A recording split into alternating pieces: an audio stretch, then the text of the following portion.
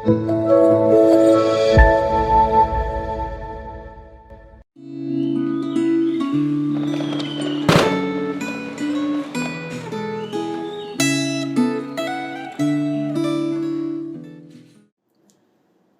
Bapak Ibu yang dikasihi Tuhan, kembali lagi kita akan masuk di dalam perenungan gemah kita di tanggal 19 Februari ini. Sebelumnya mari kita akan bersama-sama berdoa. Bapa kami yang di surga, kami datang kepadamu Tuhan memohon anugerah-Mu, kiranya Tuhan yang mengurapi kami, mengurapi hamba-Mu, sehingga kebenaran firman Tuhan yang kami renungkan, yang kami baca dan kami dengar, sungguh dapat memberkati setiap kami, juga hamba-Mu. Pimpinlah waktu ini Tuhan. Biarlah waktu teduh kami, sungguh-sungguh kami merasakan Tuhan menyapa kami. Inilah doa kami Bapa, di dalam nama Tuhan Yesus kami berdoa. Amin. Mari kita sama-sama membuka di dalam 2 Tawarik pasal yang ke-25, ayat yang pertama sampai ayat yang keempat. Saya akan membaca untuk kita sekalian. 2 Tawarik pasal yang ke-25 ayat yang pertama sampai ayat yang keempat. Amasya berumur 25 tahun pada waktu ia menjadi raja dan 29 tahun lamanya ia memerintah di Yerusalem. Nama ibunya ialah Yoadan dari Yerusalem. Ia melakukan apa yang benar di mata Tuhan, hanya tidak dengan segenap hati. Segera sesudah kuasa kerajaan itu kokoh di tangannya, dibunuhnyalah pegawai-pegawainya yang telah membunuh raja, yaitu ayahnya. Tetapi anak-anak mereka tidak dihukum mati olehnya, melainkan ia bertindak sesuai dengan apa yang tertulis dalam Taurat, yaitu kitab Musa, di mana Tuhan telah memberi perintah. Janganlah ayah mati karena anaknya, janganlah juga anak mati karena ayahnya, melainkan setiap orang harus mati karena dosanya sendiri. Lalu kemudian kita loncat di ayat yang ke-10. Kemudian Amasya memisahkan pasukan yang datang bergabung kepadanya dari Efraim supaya mereka kembali ke tempat tinggalnya. Maka sangat marahlah mereka terhadap Yehuda. Mereka kembali ke tempat tinggalnya dengan marah dan yang menyala-nyala. Amasya mendapat keberanian lalu memimpin rakyatnya ke lembah Asin dan memukul kalah 10.000 orang dari Bani Seir. Selain itu, 10.000 orang ditawan hidup-hidup oleh Bani Yehuda dan dibawa ke suatu puncak bukit batu. Lalu mereka dicampakkan dari puncak bukit batu itu sehingga hancurlah mereka semua. Tetapi orang-orang dari pasukan yang dipulangkan Amasya dan yang tidak diperbolehkan ikut berperang dengan dia menyerbu kota-kota di Yehuda dari jurusan Samaria sampai ke Bet-Horon dan menewaskan 3.000 orang penduduknya dan merampas banyak tahanan. Demikian jauh pembacaan firman Tuhan kita. Nah, bagian ini mengisahkan tentang seorang raja yang bernama Amasya yang dipimpin, yang dipercayakan untuk memimpin kerajaan Yehuda. Tetapi dari kisah yang kita sudah baca, di sana jelas sekali mengatakan bahwa Amasya hidup takut akan Tuhan, hidup sesuai dengan hidup benar, yang benar di mata Tuhan ya. Memang ini suatu tulisan, kalau kita perhatikan baik di Tawarik maupun di kitab Raja-Raja, kalau kita melihat tulisan-tulisan kisah dari raja-raja Yehuda maupun raja-raja Israel, selalu di sana dituliskan apakah raja ini hidup benar di mata Tuhan atau hidup jahat di mata Tuhan. Nah, untuk Raja Amasya di sana jelas sekali dikatakan bahwa dia hidup benar di mata Tuhan. Tetapi ada penjelasan selanjutnya. Dia hanya tidak dengan segenap hati. Nah, Bapak Ibu, ini menarik sekali. Kenapa? Karena kalau kita membaca secara keseluruhan di dalam kitab pasal 25 ini, 2 Tawarik pasal 25 ini, di sana begitu jelas mengisahkan tentang segala yang dilakukan oleh Raja Amasya. Bagaimana segala keberanian dia berperang dan bagaimana dia hidup takut akan Tuhan, seperti tadi yang sudah kita baca, bahwa ketika dia menjabat sebagai raja, dia menuntaskan atau dia membunuh semua pegawai-pegawai yang membunuh ayahnya. Kenapa? Karena dia tahu pasti ini berbahaya, orang-orang yang berkhianat kepada ayahnya. Jadi mereka dibunuh. Tetapi anak-anaknya tidak dibunuh. Padahal kalau kita lihat sering sekali di Alkitab kita bisa melihat bahwa ketika ayahnya melakukan dosa, itu seluruh keluarga itu dihabiskan. Nah, tetapi dia kembali, di sini kita melihat bagaimana Raja Amasya itu takut akan Tuhan, bagaimana dia mengikuti perintah Tuhan.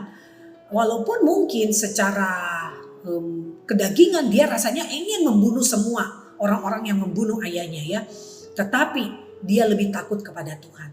Lalu ada lagi yang menarik yang tadi kita baca di ayat 10. Karena ternyata pada waktu dia akan berhadapan dengan satu perang dengan bangsa Bani Seir, di sana dikatakan bahwa dia meng-hire atau dia mengambil tentara-tentara Yehuda, dan di sana Nabi memperingatkan dia untuk tidak menggunakan tentara-tentara ini. Ya, padahal kalau kita baca lebih lanjut di sana dikatakan bahwa tentara-tentara yang di-hire sama Raja Amasya ini sudah dibayar loh.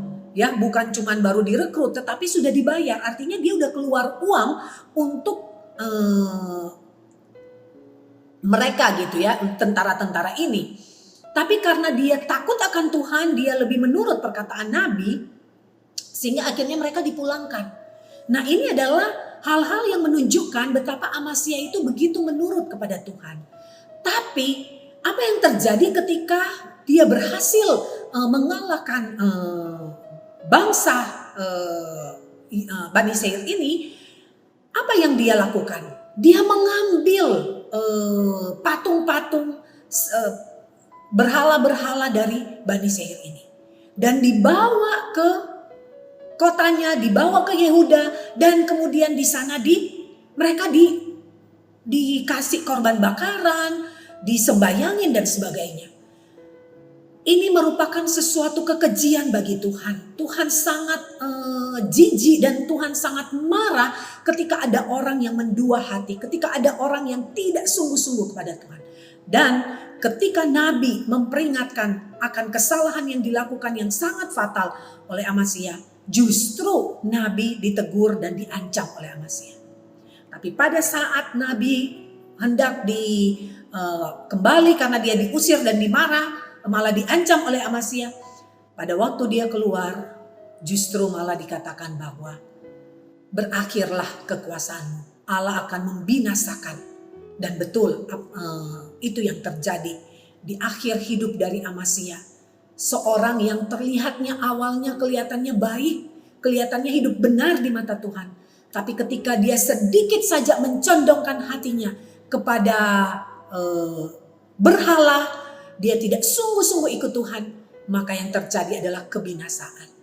Bapak Ibu, yang kita belajar dari bagian ini adalah apa? Pertama, ketika kita mau percaya Tuhan, ketika kita mau sungguh-sungguh ikut Tuhan, kita taat perintah Tuhan. Bahkan mungkin ketika kita dari masih kecil sampai kita udah berumur ya, udah dewasa, bahkan udah tua mungkin, kita begitu taat, kita begitu setia ikut Tuhan. Dan Tuhan berkenan akan hal itu. Tetapi ketika kita tidak sungguh-sungguh ikut Tuhan, kita mencondongkan sedikit saja hati kita ya daripada Tuhan, maka yang terjadi adalah kebinasaan. Seperti yang terjadi dengan Raja Amasya. Dan kedua yang kita pelajari adalah apa?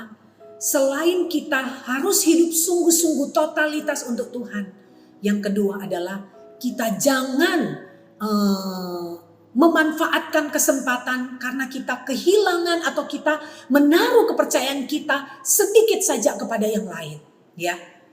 Jadi pertama kita mesti sungguh-sungguh, kedua, kenapa mesti sungguh-sungguh? Karena kalau kita tidak sungguh-sungguh kita bisa jatuh kepada yang kedua ini. Nah, yang kedua ini adalah ketika seperti yang Raja Amasya, ketika dia melihat bahwa ada para dewa-dewa, patung-patung sesembahan mereka, dia merasa mungkin, saya pikir si Amasya berpikir bahwa kalau saya bawa dewa-dewa mereka ini pasti saya akan lebih kuat lagi. Ya, jadi artinya apa?